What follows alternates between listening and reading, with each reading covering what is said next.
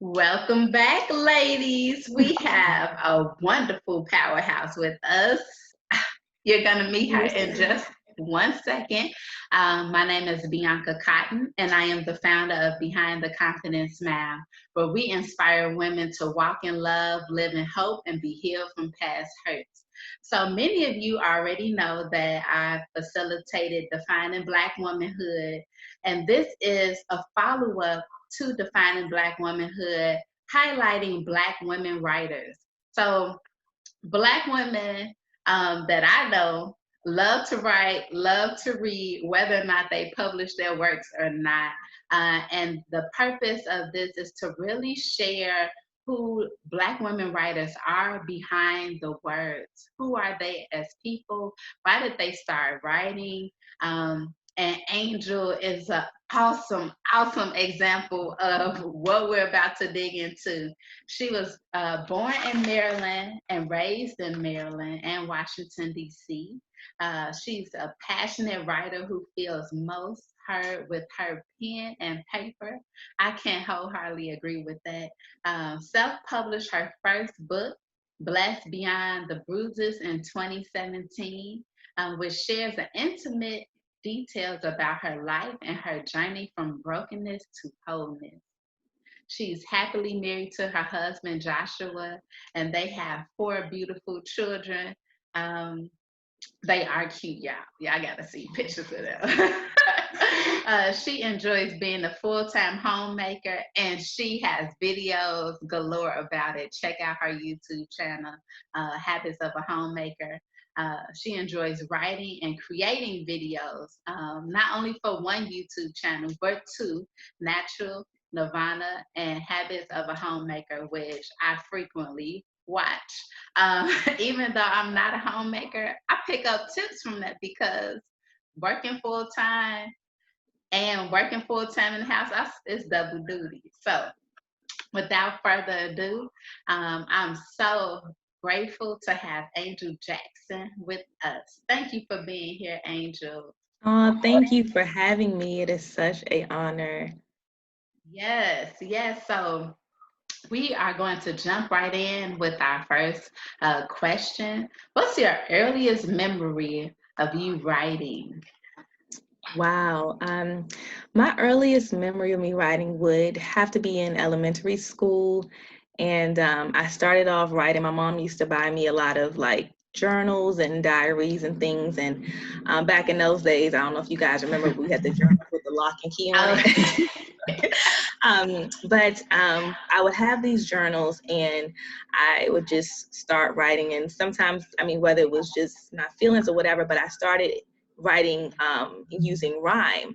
And I didn't really know or that I was necessarily, it had a name to it, but I would just write and I would have like a rhythm going with my stuff. So back when I was in elementary school is when I first remember when I started actually writing. wow. So, when did you realize it was poetry? Like your rhymes? Like, I think that I kind of knew like when I was in preschool, kindergarten, I'm sorry, I started um, knowing, reciting Maya Angelou poems. mm, And so I love poetry from a young age. Like after I like heard it and I was like reciting it and I would try to like kind of put some oomph to it and all of that. So I started trying to, do my own. And so I think probably just around like kindergarten is when I kind of knew what poetry was. I was introduced to it. And then so when I started doing it, I would say I really got serious and started calling it like poetry when I was in about middle school. that is cool. Writer from a young age.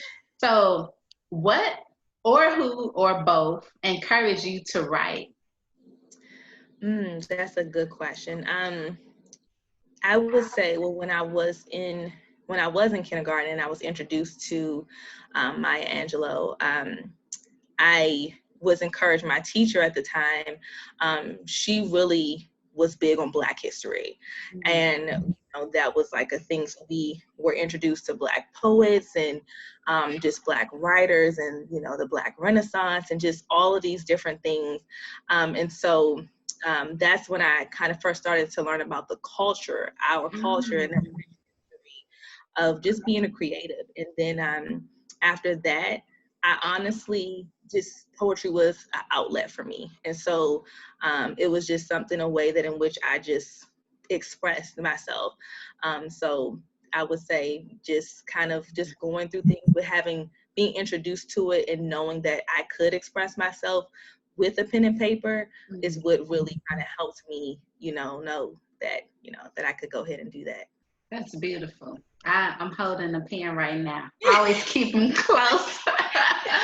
That's right. And Mama Maya, I was listening to a couple of her videos about a week ago and just remembering the softness of her voice, but the power of her words and the love in her heart. I was like, yes, this is the hug I need today. Through this YouTube video, even though she's no longer here, her legacy lives on, and that's the power of her words. And so can you share one of your poems with us? Sure. So this one is called, and I'm not sure, okay, should I be looking at, like, what direction do I look? Do I look at you? Look wherever you choose. But this one is called Letters from My Soul. This body has seen more pain and underwent more fire than I acknowledged it for. It shielded me when I cut open my arms to write tragedies on my skin. It gained strength to be a home for 3 babies, even during the times I laid my hope to rest. The proof is in my skin, scarred, burned, beaten down, kissed, stretch marks, softness, and passion massaged within. How in the world did I ever become coward enough to thank it with the words, I hate you? Ooh, wee. Okay. So, I mean, share with us, like, what were you experiencing during that time that you wrote that piece? That's so powerful. Thank you. So during that piece, obviously, I only had 3 kids at the time because I did. But I wrote this back in 2018, which was after the year that I had my 3rd baby. And I was really doing a lot of just self-reflection and just really, kind of starting my journey of self-love and really kind of dissecting that. And so I had got to a point, I struggled a lot in my life with low self-esteem and back and forth with that. And, I just really kind of got to a place where I was just like, I looked at my body one day and I'm looking at the date that I wrote this. I was actually still pregnant at the time. And so I just looked at my body and I was like, man, this body has underwent so much. Like, this body has, it's been with me in my darkest moments, with me through all of my victories, and just really looking at it and appreciating it. We have social media and the media that shows us, these snapback bodies instantly after having a baby. And not me. Me neither, girl, and these bodies where it's no scars or scratches or stretch marks and things like that. And, after a while, if that's what you're constantly seeing, I know for me, it began to get to me, and I'm like trying to find ways to alter myself, or to feel like, maybe I'm not good enough, or my body's not good enough, or am I attractive still, and all of these different things. And I looked at my body and I was like, this body tells a story, like this, I'm appreciating this. And so when I wrote the last part, how in the world did I ever become coward enough to thank you with the words, I hate you? It was just like, I was like, how could I tell this body, how could I look in the mirror and say to this body that I hate you? You know, you're ugly, or you're fat, all of those different things that I said, you know, to it, that were not loving, that did not express that self-love and that appreciation.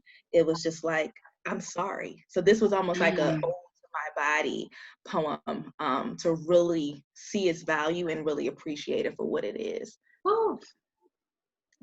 Girl, we could go down that vein all day. Okay, yeah. Did you hear?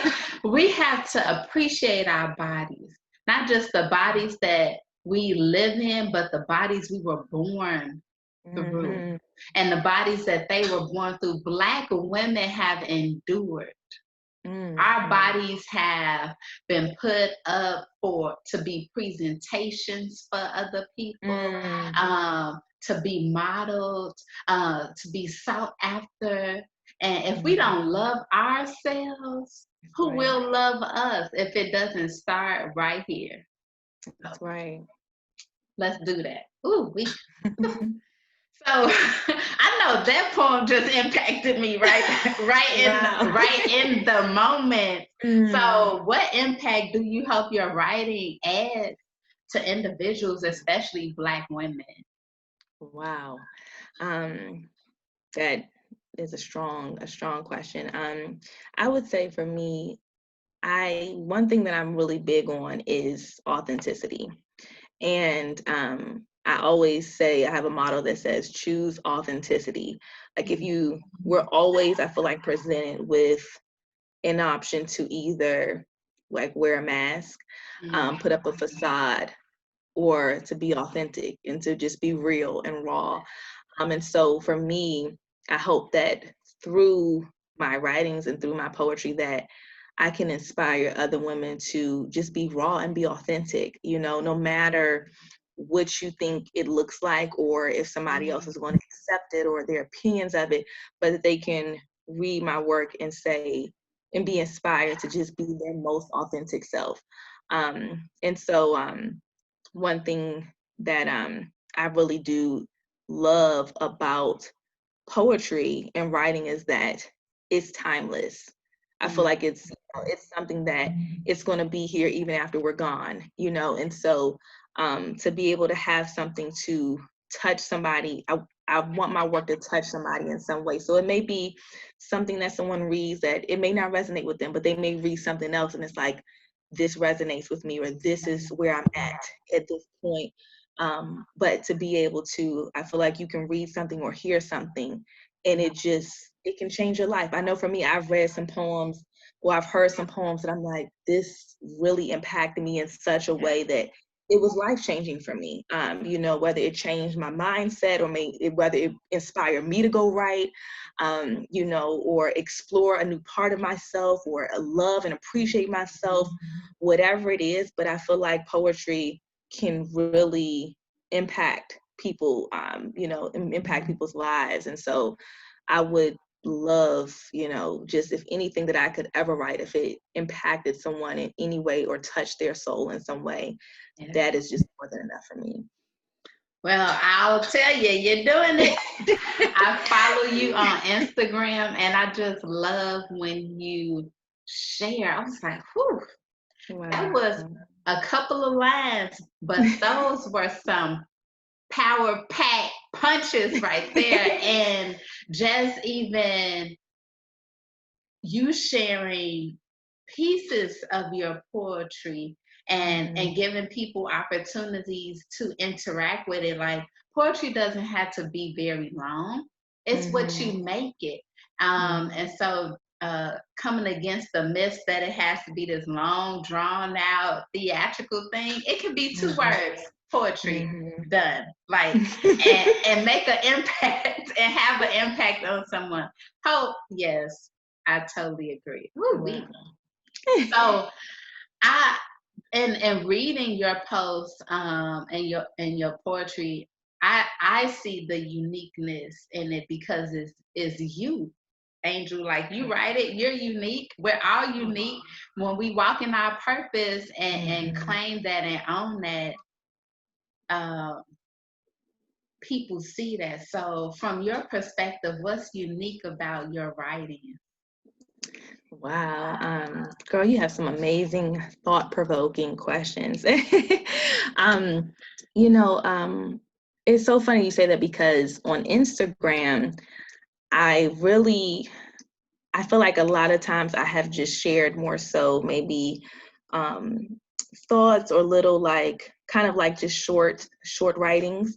But I'm actually in the process of writing my second book, which is going to be a poetry book, and in there you all will see and be able to experience like my poems, like even just what I have written now. I feel like it's going to be a more deeper part of me, and kind of some stuff is more, is maybe more longer than what I could maybe put on an Instagram post.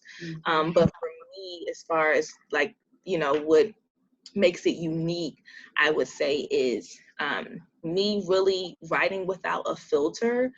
In college, I I wanted to go to school for creative writing, and I could not find a school at the time. It was only one school that had creative writing as a major. I didn't end up going there, but I went to another school and I started studying like journalism and things. And I felt like when I was trying to write, people would kind of say, okay, well, this is the guidelines. These are the guidelines you have to follow. Yeah. Or other people may have wanted me to write a poem for something. It was like, okay, but I want it to be like this. And that's never worked for me. That's not creative writing. Right. And so I felt like in school, we would hear the terms creative writing and things, but it was never, I couldn't create the way I wanted to create. And so for me, it felt like I was put into a box. And so I never even finish my degree, because it didn't feel authentic to me. And that's another thing for me. So I think what really separates me, or makes mine unique, and not to say that other people's isn't this, but for me, I have to remain authentic. I cannot fake it. I cannot, if I'm not, like, if I don't feel it, if it's not in me, I can't force it. I can't do any of that. And it's something I heard Toni Morrison say before during an interview. And she was saying the difference between an author and a writer. And I would never forget this, because after that, I stopped calling myself an author.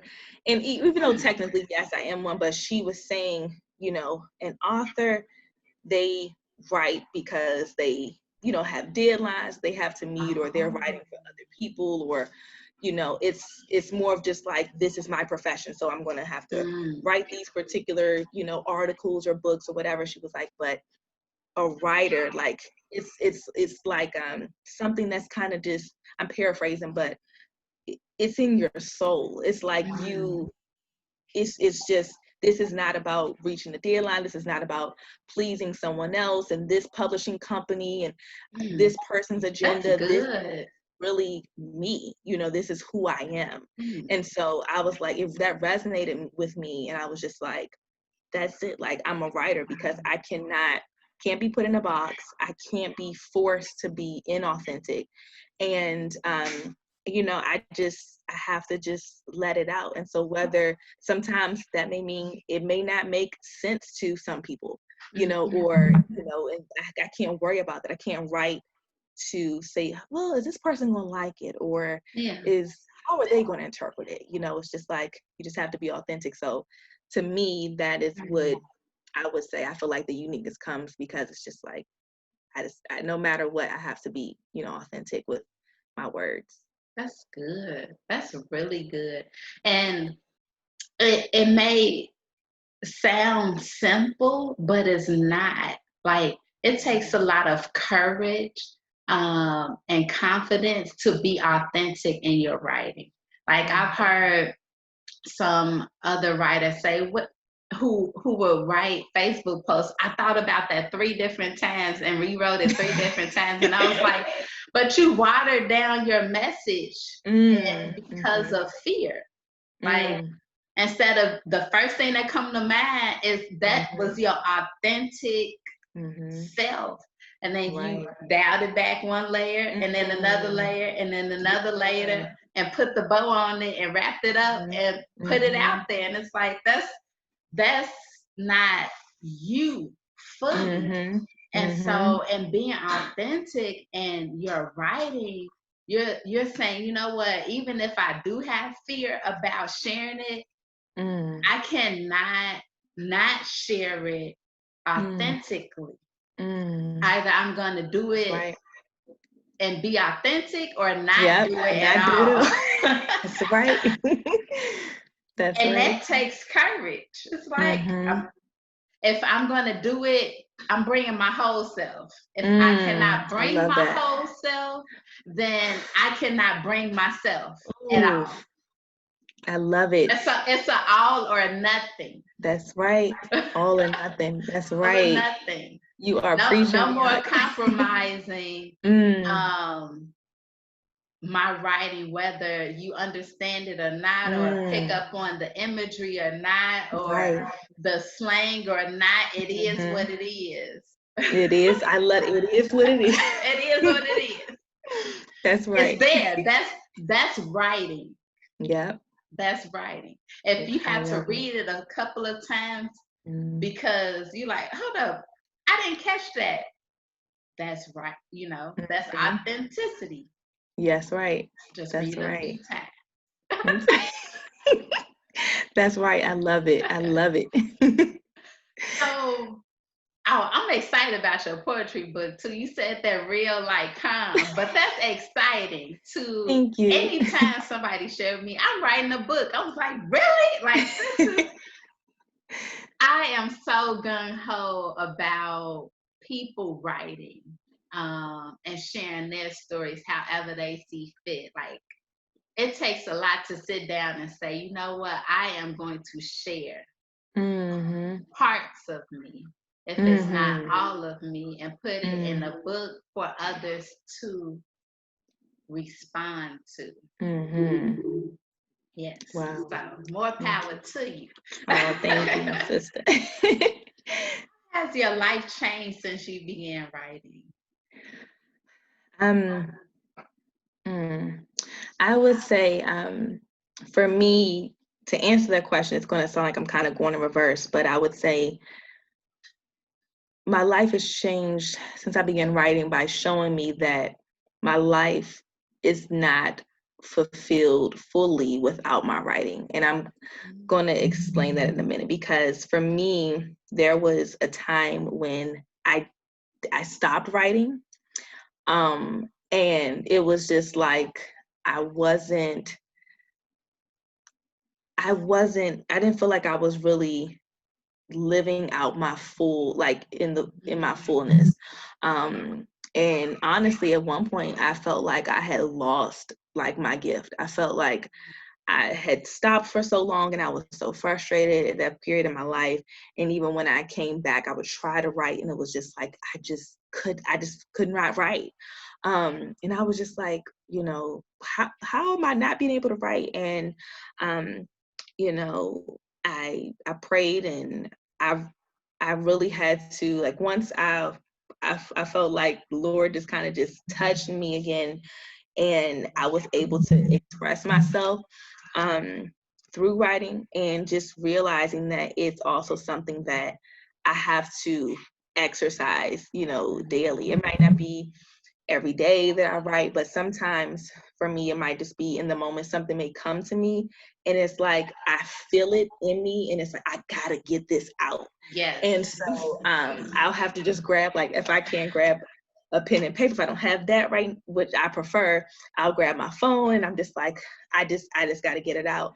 And so for me, it's really helped me in my communication, I feel like, because for me, poetry provokes honesty, transparency, and authenticity. And with that, it helps me in my relationships with others to communicate that and to be those things. And so it's shown me it's changed my life by giving me that creative outlet, by helping me in my relationships and just showing me that, you really can't change who you are. I had went through a time in my life where I was trying to kind of venture out and do things that really I had no business doing, that really, I was trying to do network marketing at one point, all these other things that I thought that this is what I needed to do.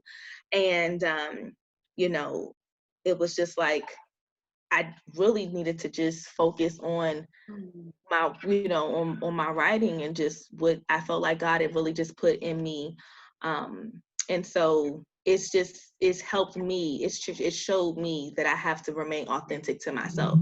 Part of that for me is writing, and so when I try to those times when I've tried to leave that behind or kind of put that part of me on a shelf somewhere, it's just always shown back up again and reminded me like, this is part of who you are.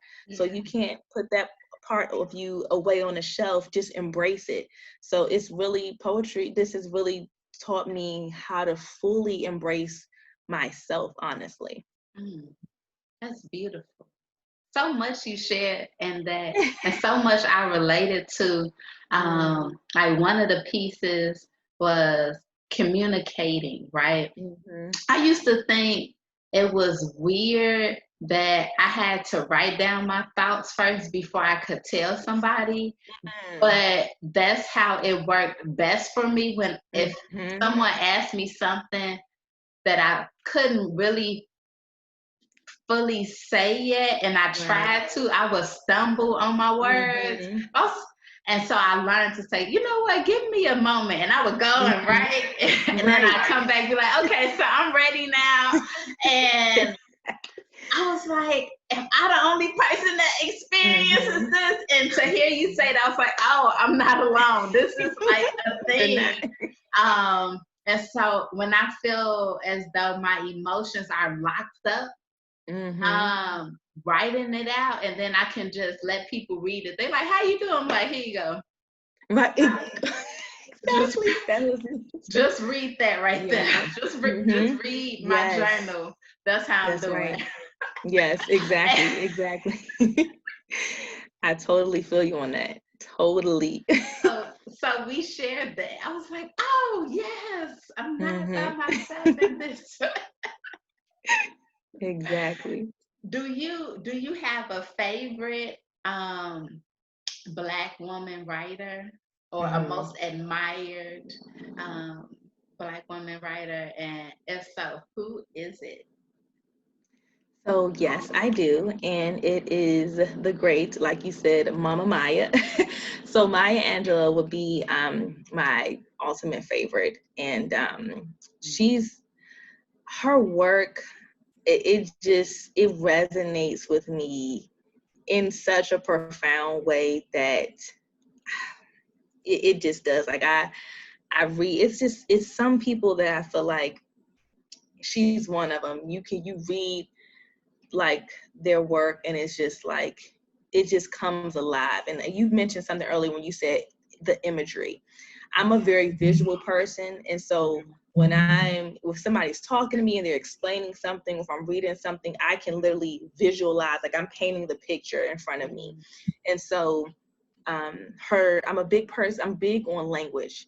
And when I read her work, it's just the language that she uses and how she creatively expresses a thought. And it just really touches me. And just her as, even though she's not here anymore, her as a woman, and like you said, just the power in her voice. And I look back at some of her interviews and things, and it's just so much wisdom. It's just so much wisdom in her story. Just even from her childhood up, I can just relate to so many different things. And so I think that that's another thing as far as even being like a writer, having people connect with you in such a deep way. And so it's like connecting just to her as a woman and to her story and to her words. It's just, she has some powerful pieces in it. I mean, phenomenal woman, Still I Rise. That Still I Rise is one that just, I remember feeling slow one day and I was reading that and that just, Still I Rise. Like, Yes. it's just, it's so moving. Like, it really, when poetry can do that to you, her work just does that for me. So she would have to be my favorite. She's my favorite for sure. Yes, yes, yes, to Mama Maya. So, what are 3 tips that you would give to Black women writers or Black women who want to write um, and are watching this video? Okay. I would say, my first one, just thinking off the top of my head, would definitely have to be authentic. That's my first one. Just in whatever you do, be you. Don't try to imitate somebody else's voice or write like someone else or think that you have to write this particular way. Just be you. Be raw and be honest. Um, I would also say, to really just to show up. And what I mean by that is, like, don't be afraid to let your voice, be heard, and really just show up. Bring all of yourself to the table. Give it your all. Like, just pour out your all. I always say that. If it's you're writing something, you're doing something, I feel like it's a feeling that you have where Mm-hmm. I put my all into this. Or if you have this feeling that you just feel like, you're kind of holding back, when you're holding back. Trust those instincts, and just allow yourself to be completely heard. And I would say the last one would be, just don't be afraid to tell your story, to share your story. I believe that, us as Black women, we have so many stories, Yeah. and it's so much to write about. um, I believe that, you should let your story be your inspiration, and there's so many things that you can pull from in your life. And so to do that, don't be afraid to let your story be told. Don't let anyone shame you, in your writing, or try to make you write a certain way, or tell you, well, maybe you want to pull back on this, or don't write about that, or maybe write about this, because you do what You do feels you. right. Exactly, do what feels right with you, and do you. um so yeah, that's what I Oh, would that's say. beautiful. So, can you show us your first book and your story and tell us a little bit more about what led you to publish it? Sure. Okay. So, this is my first book right here, Blessed Beyond the Bruises, and it is my journey from brokenness to wholeness. And this this book, my inspiration as far as for writing it, this was a very hard book to write. Um, I this just shares a lot of my life, a lot of the hard things that I went through, a lot of traumas in my life, isolation, bondage, sexual abuse, different things that I went through, and by the grace of God, I was able to overcome. But when I wrote the book, it's kind of like my life story. And so for me, when I wrote it, I didn't even realize, that at one point, like, in my life, all along, my life had been me kind of living out my book.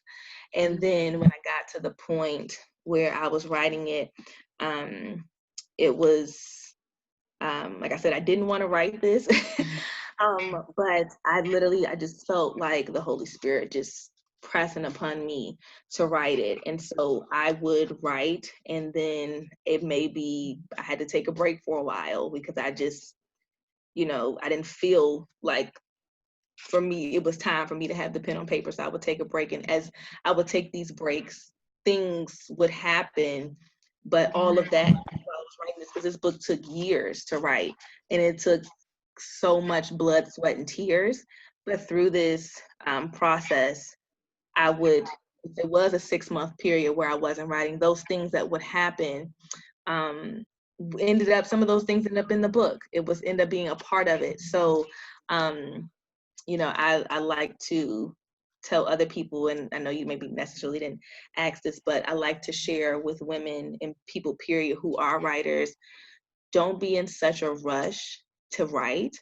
I know we have so many like things and seminars, like how to write a book and publish it in 60 days, and how to do all these things. And, when you're really writing from a pure, authentic place and in your heart, in your soul, you can't rush that process. I mean, if it takes 60 days and that's it, then that's great. But if it doesn't, and if stuff is still flowing out of you, you may just still be in process, and so to really take your time and know that even what you might be going through is also your book in action, I like to say. That's good. So That's the 4th tip, you all. Don't rush your writing process, yes. because your book may still be writing itself. That's it. Oh, that's so good.